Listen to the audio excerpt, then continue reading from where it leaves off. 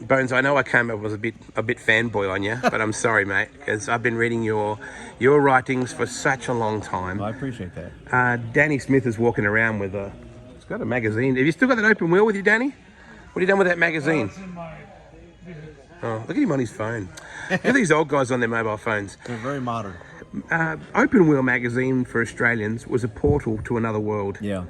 How did you become to be writing for such an iconic magazine? Well, I knew Dick Berggren from the time I was a teenager. I was writing for local racing papers, weekly papers. Yeah. Out in New England and New York, in the Northeast in general. And Dick had always said to me, sometime I'd like to have you write for me. And at the time, he had Stock Car Magazine and Open Wheel Magazine. So it worked for me because I love both. I love a little bit of everything. Yep. I love the open wheel stuff. I love the stock car stuff. So it was good. Matter of fact, I saw Dick last week. It's wow. He became, a lifelong friend and an early boss and a mentor and just a super guy. But when he had Open Wheel, I mean, you're right. That thing was like the Bible for this kind of racing. It's technology is a wonderful thing. I'm filming you on a phone. That's great. It's also been sad. Yeah. Because the strength and the culture and the following of a printed word has gone by the way. Yeah. And that's so sad. Yeah. I think one thing I think it's hurt is that when I was a young kid, you'd read Speed Sport or even the regional racing papers, and you would turn the page and see a car that looked very different from the car that was racing at your local track. Mm-hmm. And it made you want to go see that car. Yes. Or go see the guy who drove it. Yes. There were heroes at all these different tracks that you wanted to go and see. And the internet doesn't do that same thing, because in a trade paper, you would turn the page and find that stuff by accident. Yes. Where on the internet, you're generally led to whatever you ask it to search for. Yes. So you don't discover places you've never heard of. It's not an organic search. Exactly. Huh. And back then it was just turning the page. It was like your own little accidental search engine. And I mean, that took me to tracks, all over New York, New England, New Jersey, Pennsylvania, Canada. And I actually led me to want to come out here. I moved out here in '97. From where? Connecticut. Okay. Grew up in Connecticut, lived in Massachusetts for a while. So that's just you and David Gravel, really? Yeah. You know what's funny? He grew up probably two or three towns away from me, and I don't know the guy. It's crazy. He kind of started after Open Wheel magazine was come and gone, and I'd never have met him. We've been at the same tracks a million times, and one of these days I'm just going to walk over when he has a quiet moment. Because there's no real dirt racing culture in Connecticut, is there? Zero. I mean, there were a lot of dirt tracks there in the 50s, maybe early 60s, but by 67, the only sort of high-level dirt track back then was Stafford Motor Speedway, which is owned by the Arute family. Yes. Jack Arute, the announcer. Yeah. His dad owned it for a long time. But anyway, it was paved in 67. And after that, there were no dirt tracks in New England for the longest time. And then sort of in the 70s, early 80s, there were a couple of, I hate to say backwoods type tracks, but up in Vermont and New Hampshire, there were a couple of small ones popped up. And it's sort of on the comeback a little bit now, I think, but it's primarily a pavement area. It's funny, if it wasn't for magazines, like Open Wheel and Speed Sport and Illustrated and all those things, none of these names would be household names to me. Yeah, exactly. I walk up to a car and I go, wow, Eddie Sachs. Yeah. Like, I would not have any reason to know that name had I not read that in Open Wheel. Yeah, same here. I mean, when I was a kid, it was mostly, you had these regional racing papers and you learned about guys who were at the next track or the next state or the next region.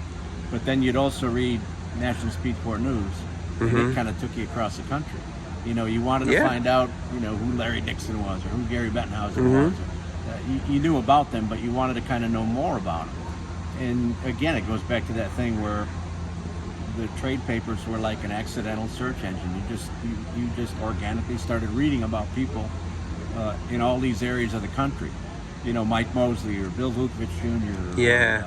All of them, and Parnelli. Yep. And to me, that's been the coolest thing about living this life. Is if you're lucky, you get to grow up and meet these people. And I've been able to do that. And you might even become their friend. Yeah, that's what's strange. I mean, Parnelli and I did a book together, and somebody would call you, and you'd have to pick up and say, well, I can't go to dinner tonight in Indianapolis because I'm staying at Parnelli's. Well, that's kind of weird, Yeah. Just to use that phrase, staying at Parnelli's. You don't think you're ever going to say words like that.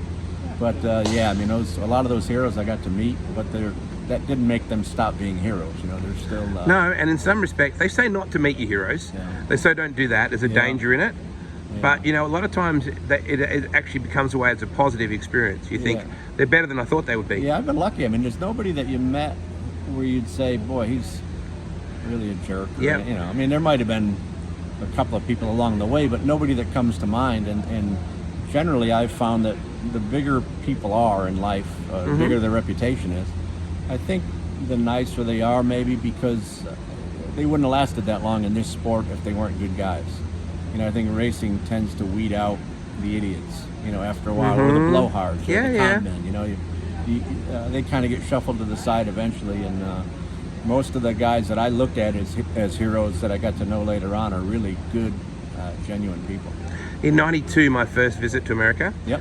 Ended up at Hales Corner Speedway in Wisconsin for the Beertown Showdown. Yeah. Rained out both nights.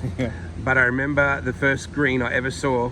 Horde was in the Pennzoil car, the King was in the Valvoline car, Sammy was in the TMC, the two winners were there, and I remember just thinking, oh my God, they're real. Yeah. It was like being allowed to be in the enclosure at the wildlife zoo. Yeah, like Steve Kinser's a real person. Sammy's a real guy. And the cars looked exactly like you thought they would look, but you actually saw them moving. Yeah. You know? They were more three-dimensional. Yeah. You know, it's like coming to something like we're at today. You know, you see so many of these cars that we grew up, you know, we never got to see race. We're not old enough to have seen them. But to see them three-dimensionally and, you know, to get to kind of geek around a little bit, you know, checking them out, I think it's cool. I've only been here once before, and you never feel like you've seen the whole place. And you're also geeking out with Kevin Thomas, Mel Bettenhausen, Danny Smith, Jack Hewitt, cool people here, right? Rick Unger is here as well. So Coach Wilson, Jim Bob Looper, you know, it's a hell of a group. Tracy Potter, I mean, there's an amazing group here. A lot of us, not everybody in that group, but some of us have gotten together for lunch a zillion times over the years. And it's funny to see some of those guys, like you said, like a guy like Jack Hewitt, kind of being a bit of a fan. Yeah. You know, this place brings out the little boy in people, I think. And it does with me, anyway. So Nickelback, the band Nickelback, it was coined from hearing, you know, do you want your Nickelback? Do you want your Nickelback? It was something, right? It was something that simple. Yeah. The idea of nobody asked me but. Yeah. Where did that, had you just heard that a lot? Where'd that come from? There was a guy in Boston who wrote for the Boston Globe, a great local columnist. I say local columnist, but you know, he wrote, the Boston Globe was one of the biggest papers in New England, and he would do a column like that. I can't remember if that's what he called it, but it was like throwaway one-liners. Yeah. And you know, it was a chance every now and then to just assemble a bunch of them and throw out the little zingers. Freestyle it, yeah. Yeah, you didn't necessarily feel strongly enough to make a whole column about something, but if you were mad about a rule or if something you liked, it was a good way to blow off steam that way. You know? So. You and Bruce Ellis were my two favourite writers in that era.